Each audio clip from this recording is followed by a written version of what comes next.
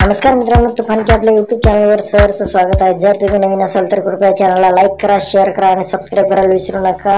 जय शिवराय।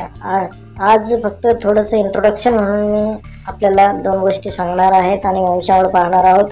छत्रपती शिवाजी महाराज हे विश्वभरासाठी मॅनेजमेंट गुरु म्हणून ओळखले जातात, कारण की त्यांची युद्धनीती, त्यांचं राजकारण आणि ती जे रयतेप्रती त्यांची जी निष्ठा होती त्याबद्दल ते ओळखले जातात। सर्वांस पोटास लावणे म्हणजेच सर्वांची काळजी घेणे हे राजांचं एक जे कर्तव्य असतं आणि ते कर्तव्य काय असावं हे आजच्या राजकारणाने बघावं किंवा आजचे जे नेते आहेत त्यांनी बघावं आणि रयतेसाठी काय करता येईल हे आपण या महाराजांकडून आपण प्रेरणा घ्यायची आहे।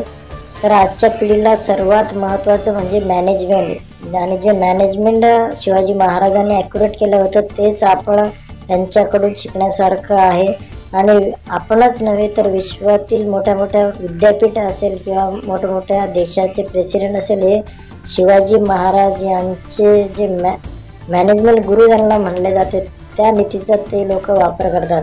तर आपण सुद्धा वापर करायला पाहिजे आणि त्यांच्याकडून प्रेरणा घ्यायला पाहिजे। तर थोडंसं इंट्रोडक्शन म्हणून त्यांचं आपण आता वंशावळ बघणार आहोत। छत्रपती शिवाजी महाराजांची वंशावळ। बाबाजीराजे भोसले यांना दोन पुत्र, मालोजीराव भोसले आणि विठोजीराजे भोसले। विठोजीराजांना अष्टपुत्र, तर मालोजीराजे भोसले यांना दोन पुत्र, शहाजीराजे भोसले आणि शरीफजीराजे भोसले। शहाजीराजे भोसले यांना तीन पुत्र, संभाजीराजे, छत्रपती शिवाजी महाराज आणि व्यंकोजीराजे। तर छत्रपती शिवाजी महाराजांना दोन पुत्र, संभाजी महाराज आणि राजाराम महाराज।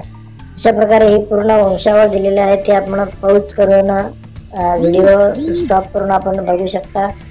आणि या प्रकारे त्यांच्याकडून आपण युद्धनीती, अभ्यासनीती आणि नियोजन या प्रकारे आपण घेऊन आपलं कर्तृत्व वाढवायचं आहे। जय शिवराय, जय हिंद।